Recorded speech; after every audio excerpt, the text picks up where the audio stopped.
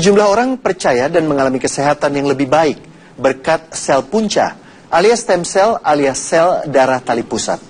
Teknologi pengobatan ini pun diyakini sebagai teknik medis masa depan.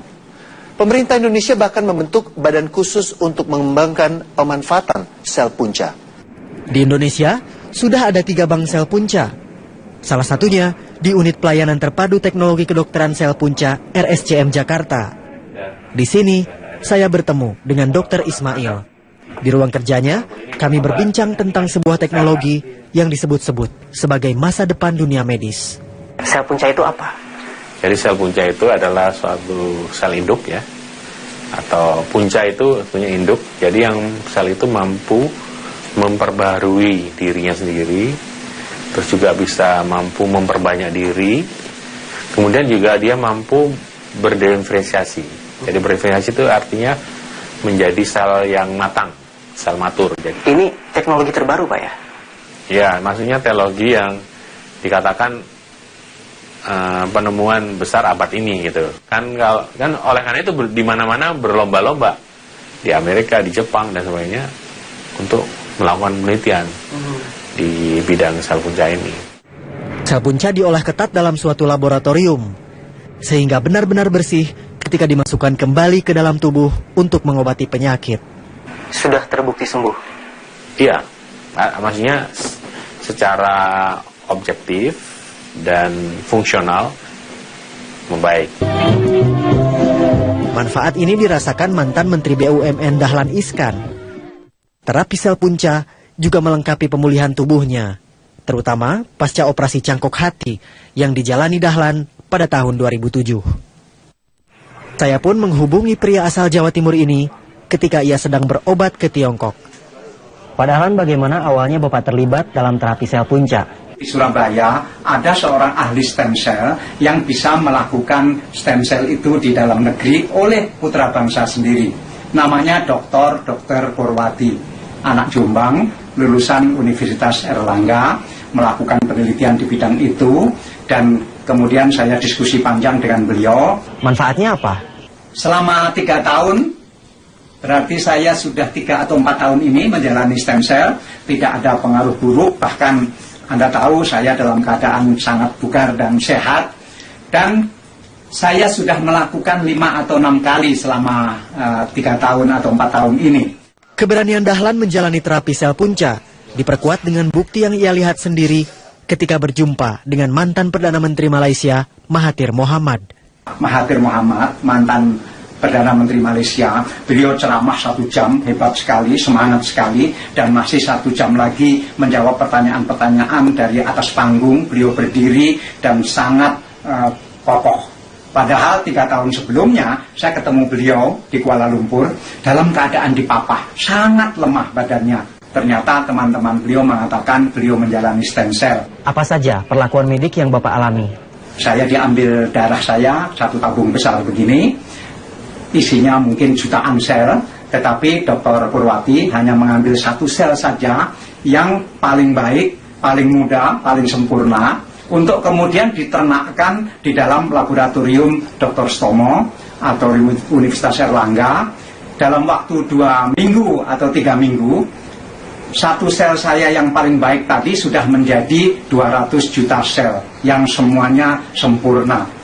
Nah, 200 juta sel baru itulah yang dimasukkan ke tubuh saya lagi melalui lengan di sini, dan dengan demikian maka sejak saat itu ada 200 juta sel baru yang sempurna masuk ke badan saya, menggantikan sel-sel saya yang sudah menua, sudah akan rusak dan bentuknya tidak sempurna. Untuk mengembangkan sel punca di Indonesia, pemerintah membentuk badan khusus untuk menaunginya pada Oktober 2014. 4 lembaga negara sepakat membuat sebuah perkumpulan atau konsorsium. Di bawah konsorsium pengembangan sel punca dan jaringan Indonesia, semua upaya pengembangan teknologi ini dirumuskan. Dulu, dokter-dokter lebih pemeriksaan ke Singapura dibandingkan mempercayai Indonesia. Alhamdulillah sekarang Pak Dahlan sudah mengatakan saya bangga punya. Karena saya dibawa hasil saya ke Amerika, Amerika mengatakan tidak perlu diulang. Nah itu jadi saya tuh, alhamdulillah ya Pak Dahlan, ya saya sangat bangga. Saya menjumpai Cynthia Sartika, sang sekretaris konsorsium. Di laboratorium yang dikelolanya, para mahasiswa pasca sarjana meneliti sel punca dengan berbagai peralatan khusus. Melalui penelitian ini, terungkap pula, tidak selamanya terapi sel punca akan selalu berhasil. Bisa dimanfaatkan nggak? Ini bisa nggak untuk teman saya, kakek saya? Itu harus kita jelaskan. Tidak bisa jawabannya. Tidak semua. Tetap harus ada kesesuaian, disebut matching. Nah, harus ada persyaratan selanjutnya. Namun untuk diri sendiri pasti bisa, karena tidak ada penolakan tubuh apabila kita menggunakan stem cell dari dirinya sendiri. Sel punca yang disimpan di bank darah bisa digunakan oleh pemiliknya sendiri hingga berpuluh-puluh tahun kemudian. Namun, peluang keberhasilannya menurun jika digunakan orang lain. Selain tingkat kesuksesan terapi, ada satu pertanyaan lain tentang aplikasi sel punca. Secara ekonomis terjangkau. Ekonomis itu sangat tergantung dengan berbagai aspek. Ya. Aspek bagaimana kita mendapatkan bahan pembantunya, bagaimana kita mendapatkan alat-alatnya mudah masuk ke Indonesia. Sementara peraturan pemerintah jelas, barang-barang kedokteran masih merupakan barang mewah, pajaknya tinggi. Kalau pajak tinggi tentunya aplikasinya atau nantinya dampaknya, impactnya tentu kepada harga. Sekarang berapa harganya? Beberapa, kalau saya di perbandingan di luar sekitar masih jauh lebih mahal dari Indonesia ya. Satu selnya itu bisa Rp1, 1 sampai 2 rupiah.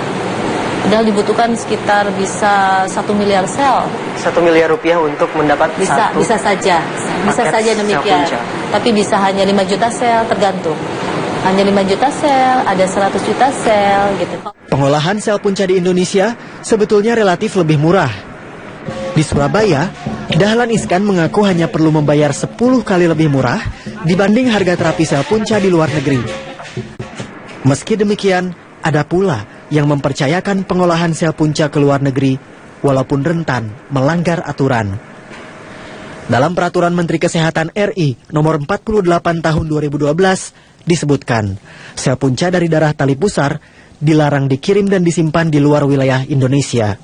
Sel punca darah tali pusar dilarang disimpan di luar negeri karena pengolahannya tidak bisa diawasi langsung oleh pemerintah Indonesia. Menurut Cynthia, justru pemerintah Indonesia lah yang perlu menyediakan bank penyimpanan sel punca. Karena memang di Indonesia kan belum ada public bank. Artinya pemerintah mensupport dana untuk setiap masyarakat Indonesia disimpan, dibayarin oleh pemerintah seperti di Inggris, di Kanada. Indonesia belum punya. Belum ada. Jadi artinya orang-orang yang mampu tentunya ya sudah saya mau menyimpankan. Jadi memang ini tidak semua masyarakat bisa menjangkau ini tentunya.